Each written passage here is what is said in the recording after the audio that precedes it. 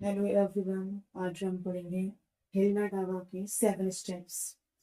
ये second part है हिलना टाबा के वीडियो का। क्लास जो ली थी हमने, उससे इससे पहले क्लास जो हमने कर ली है उससे कवर कर ली, जिसने भी कवर नहीं की है। और यहाँ सेकंड पार्ट है।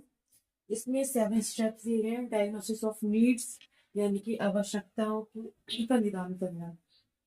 आवश्यकताओं का निदान कैसे किया जाएगा, सबसे पहला स्टेप ये बताया था हिलर टावर ने। सेकंड बताया था फॉर्मुलेटिंग करना ऑब्जेक्टिव को, यानी कि आप ऑब्जेक्टिव यानी कि जो उद्देश्य थे उन्हें कैसे निर्धारित करते हो। अब मैंने माना कोई थ्योरी बनाई है तो हम उसको उसके ऑब्जेक्टिव भी देखेंगे।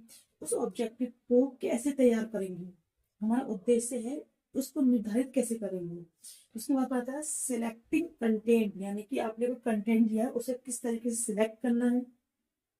कंटेंट के सिलेक्ट करने के बाद में ऑर्गेनाइज, अब आपने कंटेंट को सिलेक्ट कर लिया लेकिन आपको ऑर्गेनाइज भी तो करना होगा।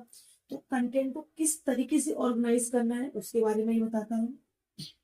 इसका फोर्थ स्टेप जो है कंटेंट को ऑर्गेनाइज करने का है। फिफ्थ जो स्टेप है वो बताता है सिलेक्टिंग लर्निंग एक्सपीरियंस, यानी कि आपने अपने अनुभवों को जो सीखा है उनको सिलेक्ट करना, उसके बाद उन एक्सपीरियंस लर्निंग एक्सपीरियंस को ऑर्गेनाइज करना, कैसे उन्हें ऑर्गेनाइजिंग करना है। सबसे लास्ट स्टेप होता है इवेल्यूशन।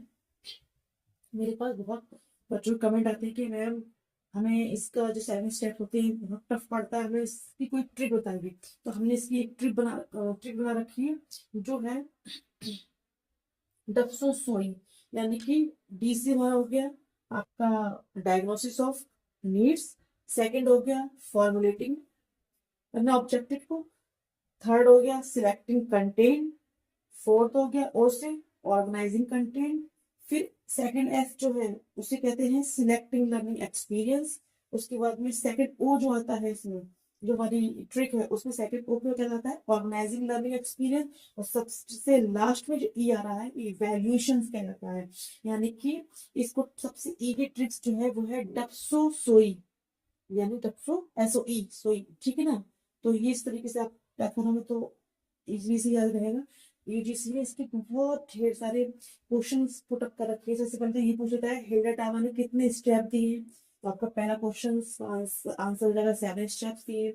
दूसरा पूछ लेगा कि डायग्नोसिस ऑफ नीड्स इन जो 7 स्टेप्स में से किस नंबर पर आती है, तो फर्स्ट नंबर पर आती है। इन 7 स्टेप्स में से कोई सी भी आपको उठा के क्वेश्चन कर सकता है, लेकिन आपका जो ऑर्डर पूछ सकता है, ऑर्डर क्या है बताओ भाई।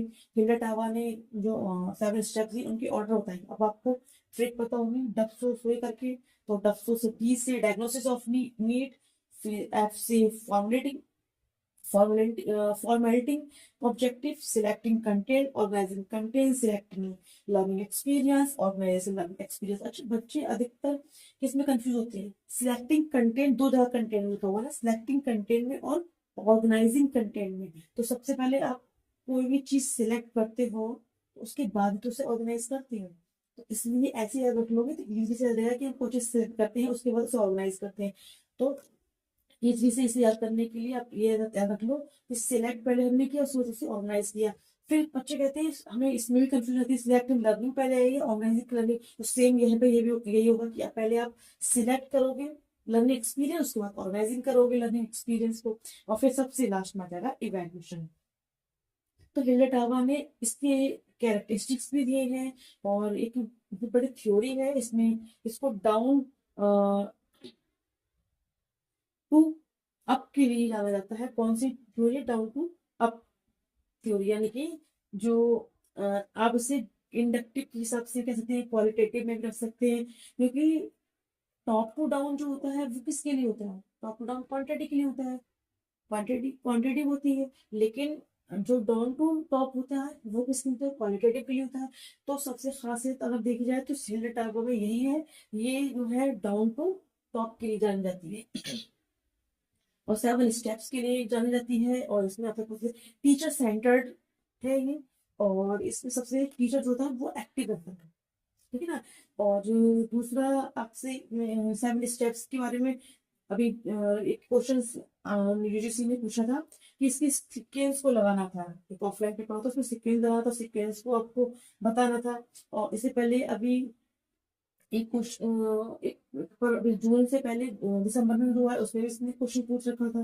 प्रीवियस क्वेश्चन तो बहुत भर भर के बने हुए हैं इसमें, तो आप इसमें पढ़ें। 7 स्टेप्स इजी से याद हो जाएगा, नहीं याद होता दोबारा फिर से रिपीट करेंगे, इसकी ट्रिक्स याद करने बार बार इतने ट्रिक से बहुत इजी से याद रहेगा, क्योंकि ट्रिक्स इसीलिए बताएगी कि उदाहरण देंगे, उदाहरण बहुत बड़े बड़े हो जाएंगे, इसमें जल्दी याद नहीं आता है। तो बच्चों कहते हैं कि मैम हमें एक ट्रिक बता दीजिए, तो मेरी सारी जो मैंने थ्योरी बताई उसमें मोस्टली मैंने ट्रिक के द्वारा बताई है, ताकि इजीली से याद रहे। इसकी लास्ट में एक बार फिर बता रही हूँ कि टप्सोफोई यानी कि diagnosis of need, formulating objective, selecting content, organizing content, selecting learning experience, organizing learning experience and evaluation। सबसे इजी तरीके से ये कंप्लीट हो जाएगा, इसे पढ़ लीजिए। और इसमें कहीं भी कोई आपको प्रॉब्लम दिक्कत कोई कहीं कुछ आए समस्या आए तो आप प्लीज कमेंट बॉक्स में कमेंट करके बताएं कि हमें यहाँ समझ में नहीं आ रहा है, तो उसको एक्सप्लेन किया जाएगा। और इसके बाद में इनकी कैरेक्टरिस्टिक्स हैं जो हीला टावर के, वो नेक्स्ट आपको वीडियो में देखने को मिलेंगे। Thank you.